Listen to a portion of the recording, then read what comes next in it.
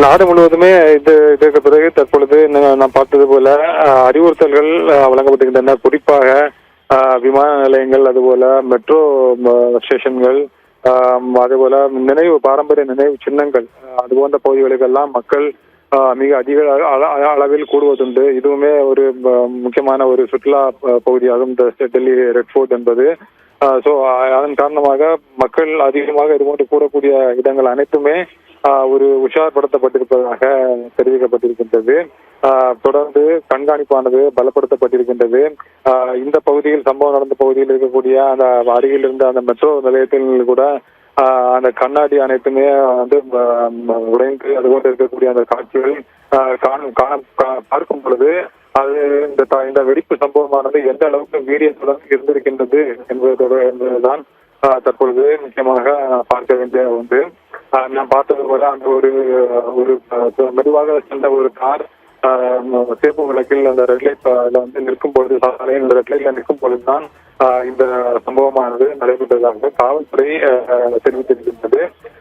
அதன் அடிப்படையை பார்க்கும் பொழுது அந்த காரை ஓட்டி சென்றது தீவிரவாதியா அல்லது வேறு யாரும் ஓட்டி சென்ற காரில் எப்படி இந்த வெடிப்பு சம்பவமானது நடந்தது என்பது அனைத்துமே தற்பொழுது விசாரணைக்கு பின்னர் தான் அவர்கள் தெரியப்படுத்த முடியும்.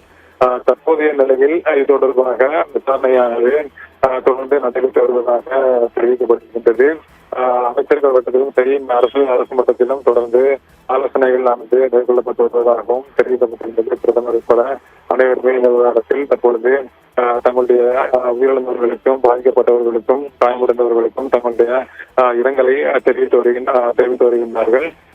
மத்திய உள்துறை அமைச்சர் நேரடியாக அந்த லோக் நாயக் மருத்துவமனைக்கு சென்று அவர் தற்பொழுது பாதிக்கப்பட்டவர்களை பார்த்து ஆறுதல் கூறியிருக்கின்றார். அது மட்டுமல்லாமல் காவல்துறை அதிகாரிகளிடமும் அவர் மத்திய உள்துறை அமைச்சர் ஆலோசனைகளை மேற்கொண்டு வரக்கூடிய காட்சிகளையும் நாம் பார்க்க முடிகின்றது.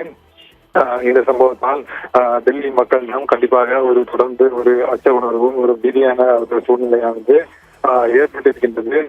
இருந்தாலும் என்ன இது உண்மையில் தீவிரவாத தாக்குதல் தானா என்ற தொடர்பாக இன்னும் ஒரு தகவலானது இன்னும் அவர்கள் உறுதி செய்யப்படவில்லை. இருந்தாலும் இந்த சம்பவத்தில் மேற்கொண்டு பலரும் உயிரிழந்திருப்பதாகவும் தகவலானது தெரிவிக்கப்படுகின்றது.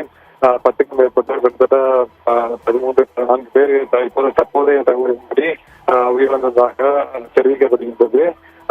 அந்த இடம் முழுவதுமே தற்பொழுது சுற்றிவளைக்கப்பட்டதன் காரணமாக அடுத்ததாக அதிகாரப்பூர்வமாக அவர்கள் மருத்துவமனை தரப்பில் இருந்தோ அல்லது இவர்கள் தரப்பில் இருந்தோ அரசு தரப்பில் இருந்தோ தெரிவிக்கப்படும் பொழுதுதான் இது தொடர்பான விஷயங்கள் என்ன என்பது தொடர்பாக தெரிய வரும் என்று எதிர்பார்க்கப்படுகின்றது. தற்போது இருக்கக்கூடிய சூழ்நிலையில் நான் பார்த்தது போல அனைத்துமே தற்பொழுது இயல்பாகத்தான் இருந்து கொண்டிருக்கின்றது. அந்த பகுதியில் நான் பார்த்தது போல மாலையில் நான் கூறியது போல அந்த பகுதியில் நிறைய சந்தை பகுதியாக இருக்கக்கூடிய பகுதியாகும். ஏராளமான மக்கள் அந்த சாந்தி காணப்படக்கூடிய பகுதியில் ஏராளமாக மக்கள் அந்த பொருட்களை வாங்குவதற்காக அதிக அளவில் அங்கு கூடுவது ஒன்று. இங்கிருந்துதான் அந்த எலக்ட்ரான் பேட்டா போன்ற பல பொருட்களை அவர்கள் வாங்கி செல்வது வழக்கமான ஒன்றாகும். அதற்காக தான் ரெட்ஃபோர்ட்டை பார்ப்பதற்காக ஒரு மக்கள் அதிக அளவு வரக்கூடிய அதே நேரத்தில் இதுபோன்று அருகிலே இருக்கக்கூடிய அந்த சந்தை பகுதிக்கும் பொருட்கள் வாங்குவதற்காக ஏராளமான மக்கள் அங்கு தொடர்ந்து வருவதுண்டு. அதன் காரணமாக தான் இந்த பகுதி எப்பொழுதுமே நாம் குறிப்பிட்டது போல மக்கள் நடமாட்டமாக காணப்படக்கூடிய ஒரு பகுதியாகும் இந்த ரெட்ஃபோர்ட் பகுதி. நாம் குறிப்பிட்டது போல இன்னும் அடுத்ததாக குடியரசு தின விழா கொண்டாட்டங்களானது டெல்லியை பொறுத்தவரையில் வர இருக்கின்றது. குடியரசு தின கொண்டாட்டங்களுக்கு முன்பாகவே பொதுவாகவே தலைநகரம் என்பதால் இங்கு முன்கூட்டியே இந்த பாதுகாப்பானது மிகவும் அதிகமாக உற்சாகப்படுத்தப்படுவது வழக்கம்.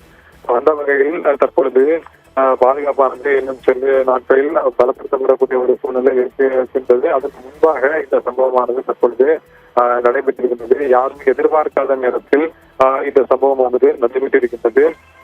நாம் ஏற்கனவே பார்த்தது போல அந்த தீபாவளி பண்டிகையின் பொழுதுதான் மக்கள் அதிகமாக கூடக்கூடிய இடங்களை குறிவைத்து தாக்குதல் நடத்த சதித்திட்டம் தீட்டப்பட்டிருப்பது என்பதாக டெல்லி காவல்துறை தெரிவித்திருந்தது. அதன் அடிப்படையில் நான் ஏற்கனவே சொன்னது போல அந்த ஐஎஸ்ஐஎஸ் தீவிரவாத அமைப்பை சேர்ந்த 2 பேர் கைது செய்யப்பட்டு அவர்களிடம் பல பல பொருட்கள் கைப்பற்றப்பட்டதாகவும் தெரிவிக்கப்பட்டிருந்தது.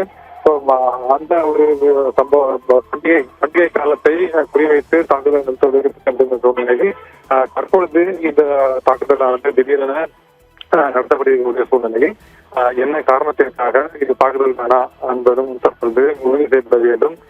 அதன் பிறகுதான் அதற்கு மேற்கொண்டு எதற்காக இந்த தாக்குதலானது நடத்தப்பட்டது, பின்னணியில் யார் யார் இருக்கின்றார்கள் என்பது தொடர்பாக தெரிய வரும். தற்போது இருக்கக்கூடிய நிலையில் டெல்லியில் மட்டும் இந்த சம்பவமானது நடைபெற்றிருக்கிறது. நாட்டின் சில பகுதிகளில் வேறு எந்த சம்பவம் இந்த நேரத்தில் இன்று மாலை இங்கு டெல்லியில் நடந்தது போல பிற வேறு எங்கும் இதுபோன்ற இந்த சம்பவம் இதுவரையில் நடந்ததாக இல்லை. எனவே டெல்லி தான் ஒருவேளை தீவிரவாத தாக்குதல் புதி என்றால் தற்போது டெல்லி தான் குறிவைக்கப்பட்டிருக்கின்றது என்று பொருளாகின்றது. டெல்லி ஏன் மித்ரன் தொடர்ந்து இணைப்பிலே இருங்க. ஒரு சிறிய இடைவேளைக்கு பிறகு தொடர்ந்து பேசுவோம்.